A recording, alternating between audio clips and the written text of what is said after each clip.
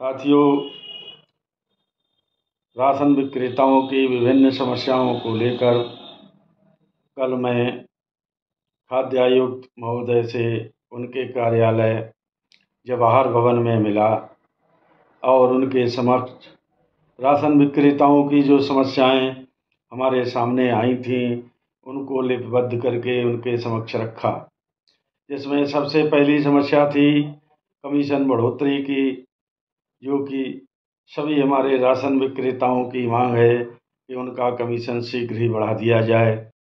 10 मिले थे सर, और उसके बाद दूसरे साल भी जितने जरूरत पड़ी उतने लिए गए थे और पेमेंट नहीं हुआ। उनका पेमेंट तो बिल्कुल नहीं मिला सर। हो जाएगा सब, चिंता ना करो। नहीं तो हम तो आपके ही पास रोने आएंगे, हमको कोई बात नहीं, सब हो जाएगा। आप आ जाया करो बस, बाकी तो नहीं, हम तो आएंगे ही आएंगे। इसी बहाने से आ जाएगा। अब आपसे सर भेंट हो गई हमारी, तो हम तो हर महीने हर महीने। इस विषय पर जब मैंने चर्चा की तो बहुत ही एक सार्थक बात निकल कर जो सामने आई वह मैं आपको इस वीडियो के अंत में बताऊंगा। दूसरी हमारी समस्या थी कि हम लोगों से कोरोना काल में जो जूट के बोरे लिए गए थे उनका भुगतान एक बार वो भी आधा किया गया, जबकि जूट के बोरे 2 माह हम लोगों से लगातार खाद्यान्न खरीदे वापस लिए गए थे और कहा यह गया था कि इन जूट के खाली बोरों की कीमत 22 रुपये प्रति बैग के हिसाब से हम लोगों को दी जाएगी, जिसमें आधा पैसा केंद्र सरकार देगी और आधा पैसा राज्य सरकार देगी। केंद्र सरकार ने एक बार लिए गए बोरों का आधा पैसा 10 रुपये के हिसाब से भुगतान कर दिया, लेकिन बाकी बचा राज्य सरकार का और जो बोरे दोबारा लिए गए उनका पैसा वह अभी तक हमको भुगतान नहीं किया गया। इस विषय में खाद्य आयुक्त महोदय ने कहा कि शीघ्र ही कार्रवाई कराकर आपका यह भुगतान कराया जाएगा। दूसरी समस्या राशन विक्रेताओं की एक बहुत ही जुनून है, वह यह है कि राशन विक्रेताओं की किसी भी शिकायत पर उनके खिलाफ जब कार्रवाई की जाती है तो उस आदेश में यह लिखा जाता है खाद्य सुरक्षा अधिनियम 2013 के तहत आप पर यह जुर्म बनता है, इसके तहत आपके खिलाफ कार्रवाई की जाती है। मगर हमारे राशन विक्रेताओं का अनुबंध पत्र अभी तक ब्रिटिश पीरियड का चला आ रहा है, उसको शासन जो है खाद्य सुरक्षा अधिनियम के तहत अनुबंध पत्र करना नहीं चाहता। इसी मांग पर चर्चा की, तब उन्होंने कहा यह मामला शासन स्तर का है, आपके पत्र को मैं शासन स्तर पर पहुंचाऊंगा और चाहूँगा कि आपका अनुबंध पत्र भी 2013 के अनुसार ही दोबारा हो जाए।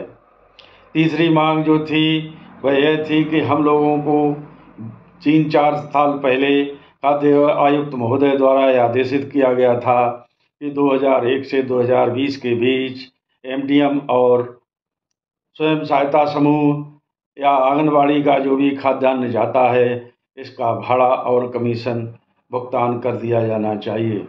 साथियों, 4 साल से ज़्यादा हो गए हैं, लेकिन अभी तक मुझे जहाँ तक जानकारी है पूरे उत्तर प्रदेश भर में बहुत ही नाम मात्र को कहीं अगर भुगतान हुआ होगा तो हुआ होगा, अन्यथा कहीं भी उस आदेश का कार्यान्वयन दिखाई नहीं पड़ता। मैंने जब भी इस विषय में खाद्य विपणन अधिकारियों से बात की तो उनका कहना था कि आप लोग अपना बिल बनाकर लाइए। जब बिल बनाकर उनको दिया जाता है तो वो कहते हैं इसका सत्यापन कराइए और प्रमाण दीजिए कि आपको इतना ही खाद्यान्न मिला। हम कैसे मान लें कि आपको इतना खाद्यान्न मिला? इन सभी बहानेबाजी के चक्कर में राशन विक्रेताओं का अभी तक एमडीएम और आंगनबाड़ी कार्यकर्तियों का जो खाद्यान्न जाता है उसका कमीशन भी नहीं मिला, ना ही भाड़ा मिला। जबकि शासन भाड़ा और कमीशन नहीं देना चाहता है तो डोर स्टेप डिलीवरी व्यवस्था शुरू हो चुकी है। इसके तहत ही खाद्यान्न जब अब गांव-गांव पहुंच रहा है तो आंगनबाड़ी एमडीएम का भी खाद्यान्न सीधा आंगनबाड़ी कार्यकर्ती और स्कूल के हेड मास्टरों को दिया जाना चाहिए, जिससे राशन विक्रेताओं को ना ही कमीशन देने की ज़रूरत पड़ेगी, ना ही भाड़ा और पल्लेदारी।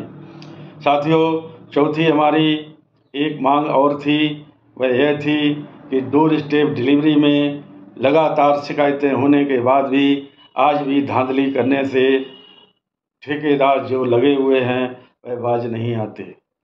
उन ठेकेदारों पर लगाम कसने के लिए विभागीय अधिकारी क्यों हिचकिचाते हैं, यह मेरी समझ में नहीं आता। आज भी उत्तर प्रदेश भर में क्षेत्रीय ठेकेदार और हमारे अधिकारीगण जो हैं वो ठेकेदारों को ही सहयोग करते हैं, ना ही पूरा बोरे का वजन दिलवाने का कार्य करते हैं और ना ही खाद्यान्न राशन विक्रेता की दुकान तक पहुंचाने का कार्य करते हैं। साथियों, इन्हीं सभी बातों को लेकर मेरी वार्ता बहुत ही सौहार्दपूर्ण पारिवारिक की तरह हुई।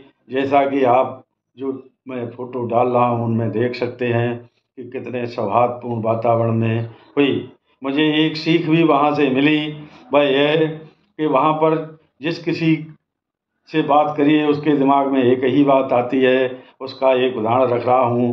पहले ज़्यादातर गाँव में ड्रामा वगैरह हुआ करता था, उसमें तमाम तरह के पात्र अपनी अपनी भूमिकाएं करते थे तथा मंडलियां अलग अलग नाम से हुआ करती थीं। कोई किसी तरह का ड्रामा प्ले करता था, कोई किसी तरह का ड्रामा प्ले करता था। इस कहानी को भी मेरे कान में आया, वहाँ लब्बो लुआब यह निकला। पता लगा कि उत्तर प्रदेश भर के राशन विक्रेता अपनी अपनी ड्रामा कंपनी खोले बैठे हैं जो अपना अपना पार्ट प्ले कर रहे हैं। इसी तरह से ये ड्रामा कंपनियां अपना अपना पार्ट प्ले करती रहीं तो किसी भी कीमत पर कमीशन बढ़ोतरी की आपकी अभिलाषा कभी पूरी नहीं हो सकती।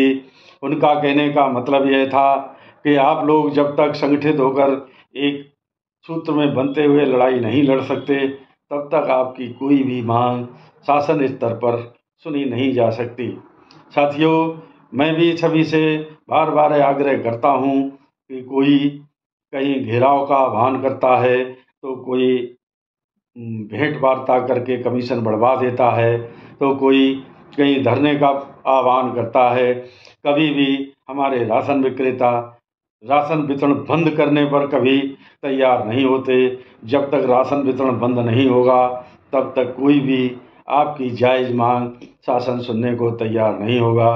जिस दिन राशन वितरण बंद हो जाएगा उसी दिन शासन से जुड़े और कार्ड धारक भी त्राय त्राय करेंगे। तब शासन को लगेगा कि हमारे मतदाता भी हमसे अब छिटक कर दूर हो जाएंगे, तभी हमारी बात सुनी जाएगी। इसलिए मैं पुनः सबसे आह्वान करता हूँ कि ये जैसा कि कल मेरे सामने कहानी आई, उस कहानी को न दोहराते हुए अपनी अपनी ड्रामा कंपनियां बंद कर दें और एक मंच पर खड़े होकर दहाड़ लगाएं कि हम जब तक हमारी मांगें पूरी नहीं होंगी तब तक हम लोग पीछे नहीं हटेंगे, चाहे इसके लिए कोई कुर्बानी देनी पड़े। धन्यवाद। जय हिंद, जय भारत। मेरी बात यदि किसी की बुरी लगी हो तो वह क्षमा करें। नमस्कार।